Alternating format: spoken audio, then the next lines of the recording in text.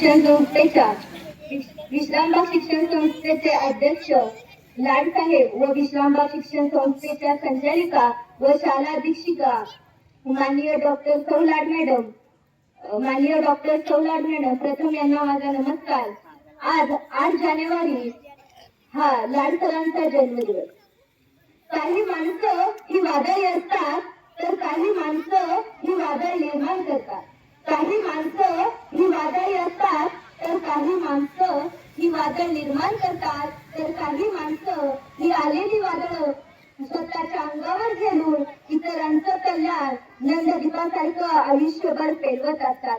विद्यार्थी जीवनाचा नंददीप आयुष्यभर पेलवत ठेवण्यासाठी आयुष्य समर्पित करणारे व आपल्या सर्वांचेच लाडके आणि शिक्षकांचे आदर्श म्हणजे गुरुवर्य डॉक्टर टी.डी. लाड सर आज यांचा जन्मदिवस। असे जगावे दुनियेमध्ये आव्हानाचे लावू यत्तर, नजर रोखली नजरेमध्ये आयुष्याला द्यावे उत्तर। नको गुलामी नक्षत्राची भीती आंधळ्या ताऱ्यांची, आयुष्याला लढताना ही चेर करावी स्वप्नांची। नसे दांडगी इच्छा ज्याची मार्ग तयाला मिळती सत्तर, नजर रोखली नजरेमध्ये आयुष्याला द्यावे उत्तर।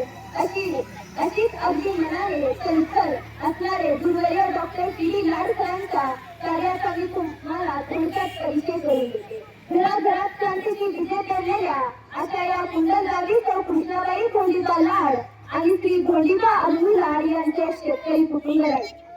6 एकर जमीन होती, त्यात ते राबून आपला उदरनिर्वाह करत असे। आणि अशा वेळी तो सुधीर उगवला आणि लाड सरांचा जन्म झाला। नामकरण विधीमध्ये सरांचे नाव तुकाराम असे ठेवण्यात आले व त्यांनी पहिल्या मुलांना शाळेत पाठवले हे मान्य नव्हते, परंतु सरांनी 1942 रोजी त्यांनी पहिली इयत्तेत प्रवेश घेतला। त्यांची बहीण मंजुळाबाई या मात्र पहिल्या शिकल्या नव्हत्या, परंतु आपल्या सरांनी शिकावं मोठं व्हावं ही त्यांची महत्वाकांक्षा होती व परंतु सरांचं दुर्दैव असं की सर 3-4 महिने सर शाळेत गेले, परंतु तापगोळ्याच्या साथीने सर आजारी पडले, त्यामुळे तो त्यांचा वर्ष वाया गेला। पुन्हा सर 1943 रोजी त्यांनी पहिली इयत्तेत प्रवेश घेतला। सलग 5 वर्ष शिक्षण घेऊन ते 5वी पास झाले।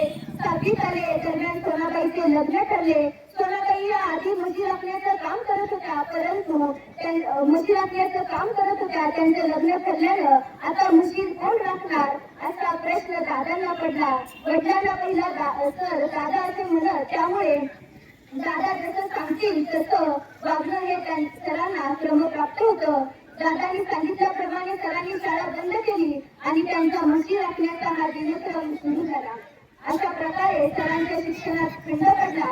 पुन्हा 1949 रोजी सरांनी 7वी इयत्तेत प्रवेश घेतला। सलग 2 वर्ष शिक्षण घेऊन 7वीत चांगल्या गुणाने पास झाले, परंतु सरांच्या शिक्षणात खंड पडला आणि सरांनी शेती व शाळेचे नियोजन करत त्यांनी शेती व कामाचे नियोजन करणे असे त्यांनी ठरवले व शेतात कामे करायची, सुधीनुसार कामे करायची, मोठ लावायचे, जनावरांची स्वच्छता राखायची, असे कामे करत ते शेतात काबाडकष्ट करत होते। परंतु सरांनी दादांना सांगितलं की शेतीचं आणि कामाचं नियोजन त्यांनी नियोजनबद्ध पद्धतीने सांगितले। दादांना खूपच सरांचं कौतुक वाटलं। त्यांनी सरांना कौतुकाने परवानगी दिली। पुन्हा सर शाळेत जाऊ लागले। कामाचे आणि शाळेचे नियोजन करत ते शाळा शिकू लागले। कधी सरांना शाळेत जायला उशीर व्हायचा। त्यांच्या शालेय जीवनातील एक प्रसंग म्हणजे कधी एकदा तर वर्ग शिक्षकांनी सरांना मुख्याध्यापकाकडे पाठवले। मुख्याध्यापक श्रीधर गणेश दाडे हे अतिशय प्रेमळ वृत्तीचे होते। त्यांनी सरांना विचारले, तू का आलाय? तेव्हा सर बोलले, सर मला शाळेत यायला उशीर झाला होता। आता उशीर का झाला होता हे सांगण्याची आवश्यकता नव्हती, कारण सर हे शेतात कामे करून शाळेला येतात याची जाणीव श्रीधर गणेश दाडे यांना होती। असे अनेक प्रसंग आपल्या या विद्यार्थ्यांना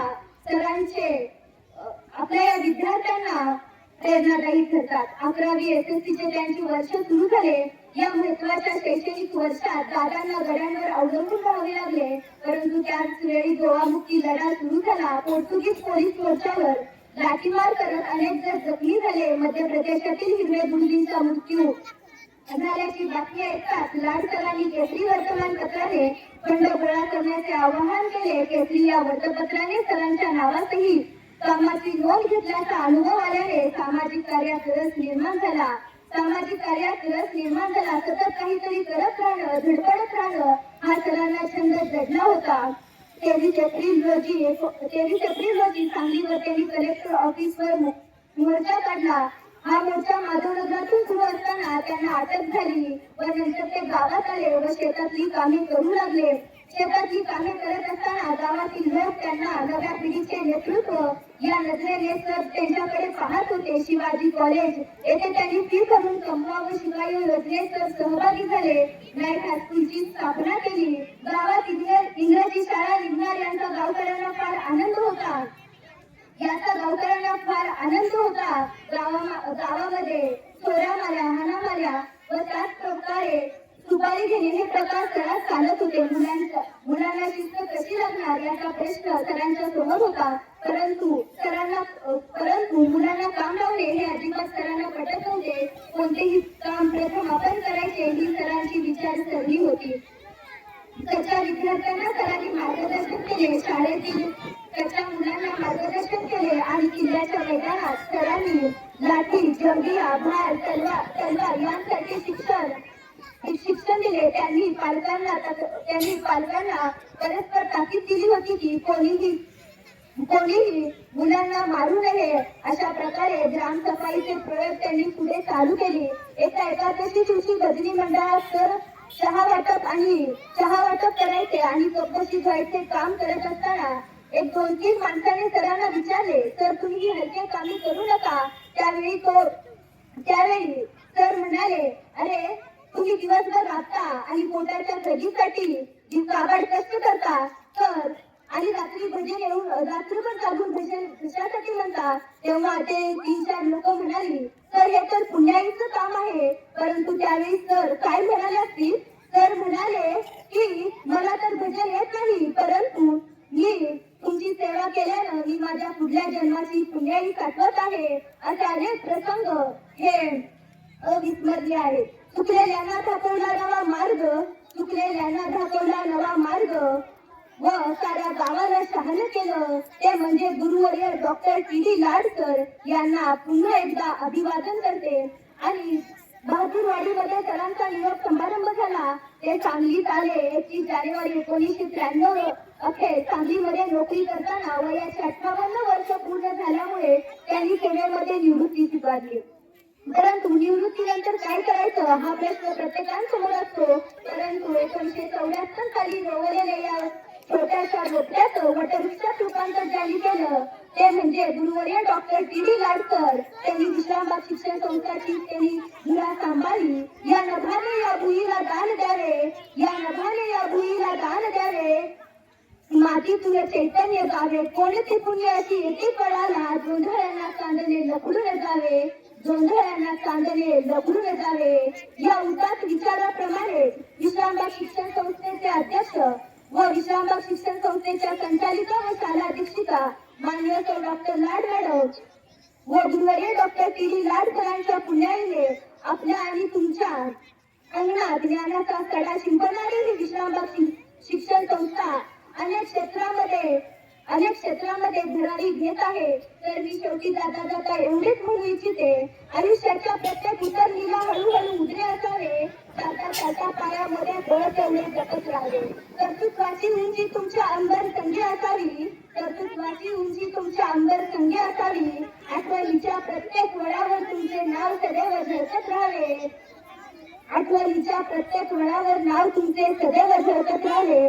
मनाला जिंकणार, वागणे जबाबदार, कामात खबरदार, नेतृत्व शानदार असे सर्व गुण संपन्न असलेले अष्टवैलू व्यक्तिमत्व.